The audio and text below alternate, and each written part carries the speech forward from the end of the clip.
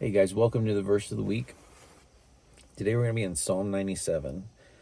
And Psalm 97 is one of the most amazing descriptions, I think, or descriptors, I was going to say, of God and his majesty and his glory and his authority.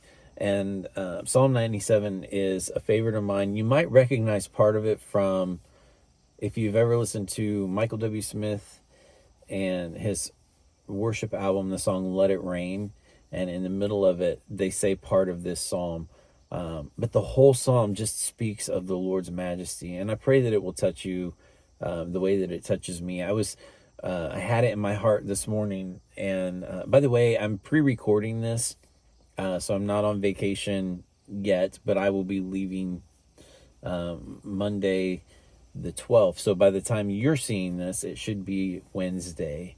Let's see, 12th, 13th, 14th, Wednesday the 14th. But today, in all actuality, today, which is the 10th, I had this psalm just running, that first part of it running through my mind, and wow, it just touched my heart.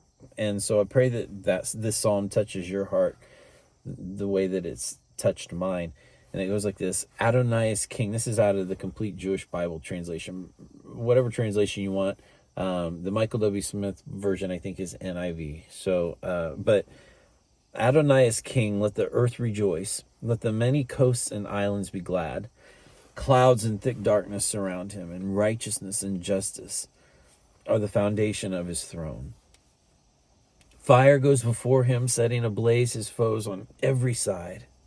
His flashes of lightning light up the world. The earth sees it and trembles. The mountains melt like wax at the presence of Adonai, at the presence of the Lord of all the earth.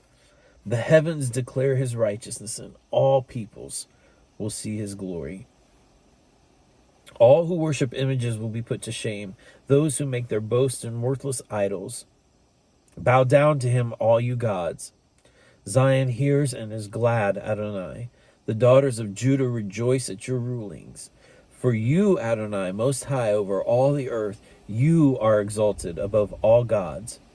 You who love Adonai hate evil. He keeps his faithful servants safe. He rescues them from the power of the wicked.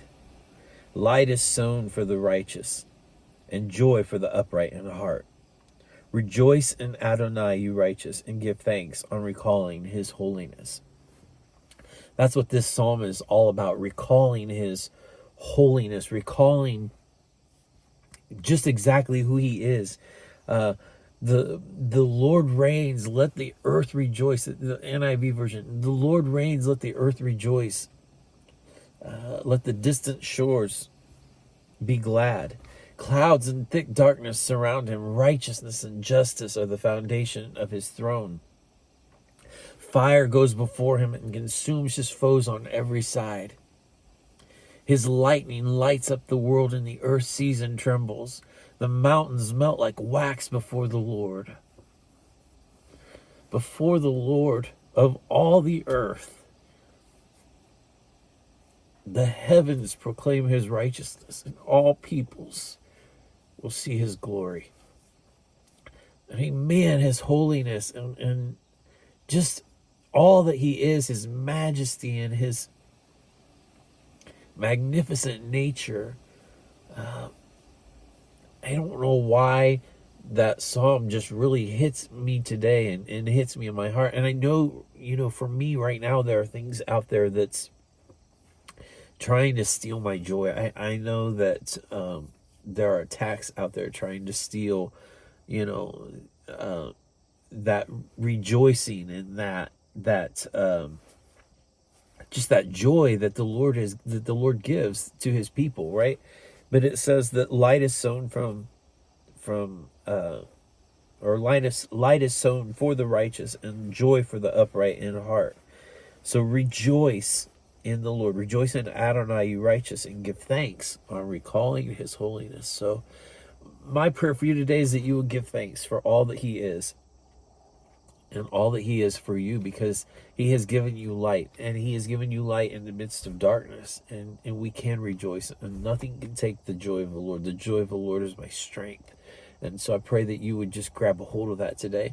I think the Lord is doing a mighty, mighty, mighty work in his people. I think he is speaking to the hearts of his people. I think that he is doing a restoration in the hearts of his people.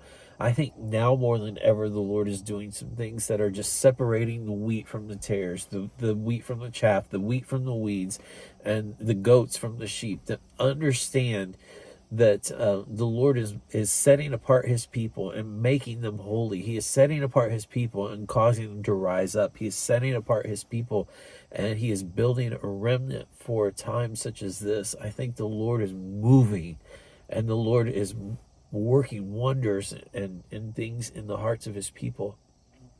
And I believe someday soon, even now, I think that you're going to see more and more people rise up, and I think you're going to see more and more miracles take place. I think you're going to see more and more healing take place. But I think also in the midst of that, you're going to see more and more darkness rise up too, because the Lord is just separating his people. He is separating them out from the darkness. He is providing light. He is showing where the true light lies, and that is in him. That he has sown light into the righteous, into the hearts of the righteous. He has given joy to the righteous, and we should be glad and rejoice, and we should thank the Lord for all that he is, because he is amazing and he is majestic, but he is authority. He is all power, and he is authority, and he sits on his throne. And he rules in favor of his people, and he rules for his people. His judgments and his righteousness are for his people, and I pray that you would be hooked up with that. I pray that you would find it within yourself to leave the Babylon mindset of this world. When he says, "Come out of her, my people," come out of her. Come out of the Babylon mindset. Come out of the world's mindset. Come out of the chains that are holding you down. He is wanting to set you free from all that. He is wanting to release you from those things, from the chains of darkness. He's wanting to set you free from fear. He's wanting to set you free from anxiety. He's wanting to set you free from sin and wickedness and all the things that just hold you back. He's wanting to set you free from those things. I pray that you would be released from those things. I pray that you would be set free from those things. And I pray that you would see the majesty of the Lord, that you would see the glory of the Lord, and he would show his face on you, and he would shine down on you.